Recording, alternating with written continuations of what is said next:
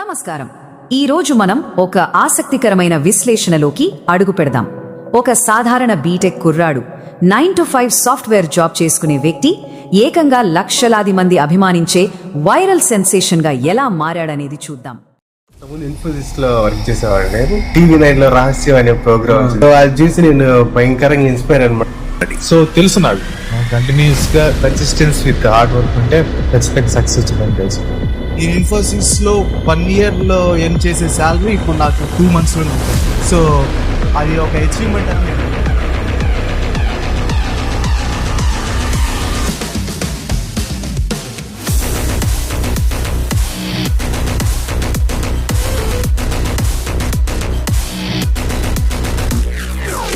నేను ఏంటి అయిపోయింది అనుకుంటున్నారా?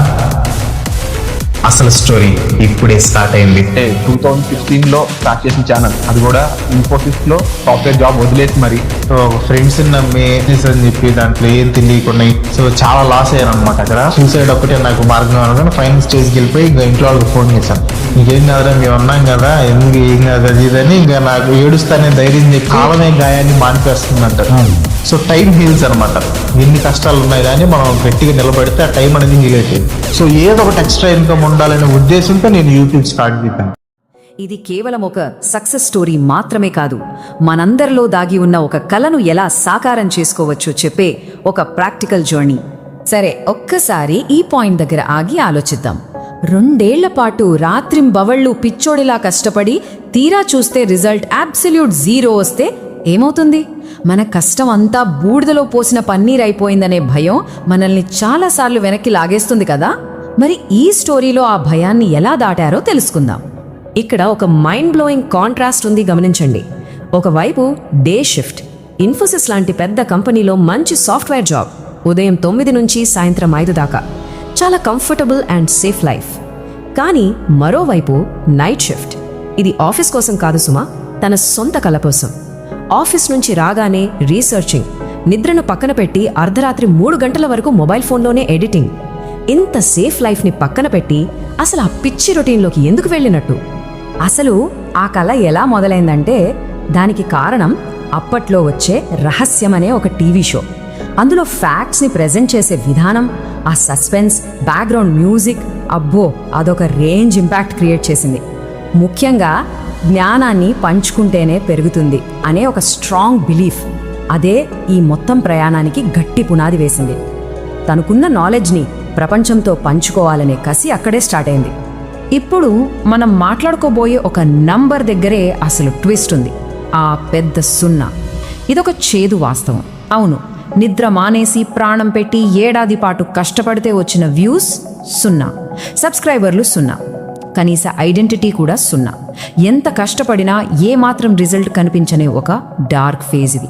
ఇలాంటి టైంలో ఎంత ఫ్రస్ట్రేషన్ వస్తుందో మనం అర్థం చేసుకోవచ్చు.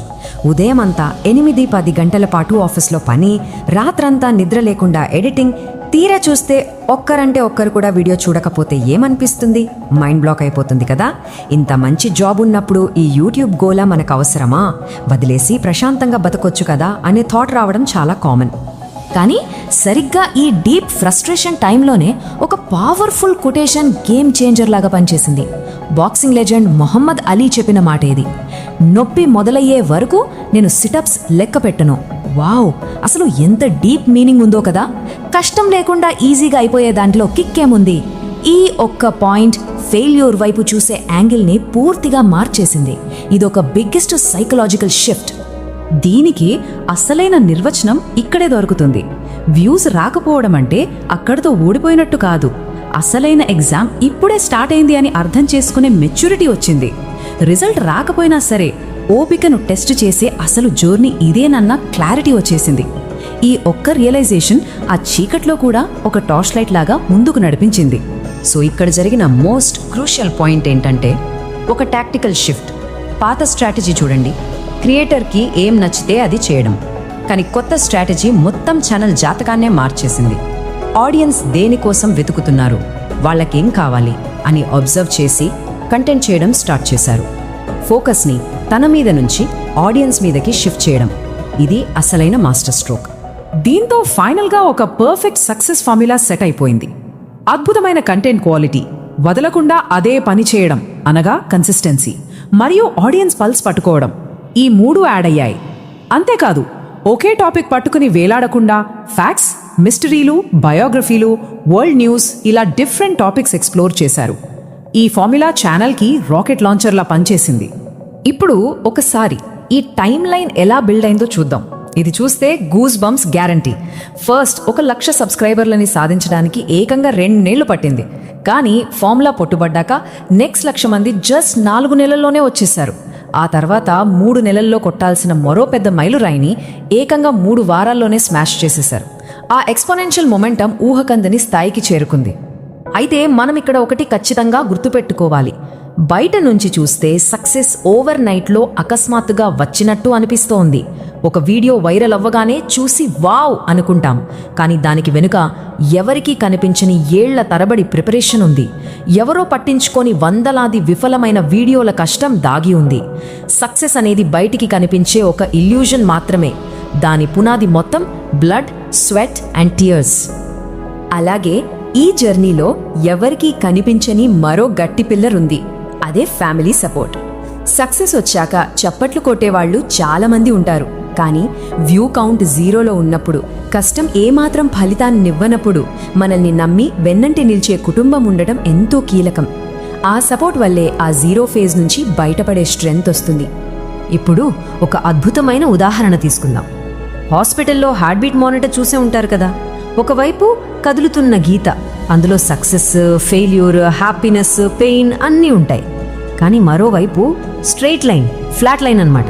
అసలు ఎలాంటి అప్ అండ్ డౌన్స్ లేవు, ఫెయిల్యూర్స్ లేవు. అంటే దాని అర్థం ఏమిటి? అందులో అసలు ప్రాణమే లేదని. ఇది ఎంత అద్భుతంగా ఈ కాన్సెప్ట్ని ఎక్స్ప్లెయిన్ చేస్తుందో కదా. ఆ గీత పైకి కిందకి కదులుతున్నంత కాలమే గుండె కొట్టుకుంటున్నట్టు. అంటే లైఫ్లో స్ట్రగుల్ ఉందంటే మన స్టోరీ ఇంకా ఎండ్ కాలేదని. ఆ 0 వ్యూస్, ఆ వైఫల్యాలు అన్నీ మనం ఇంకా ప్రయత్నిస్తూ బతికే ఉన్నామనడానికి సజీవ సాక్ష్యాలు.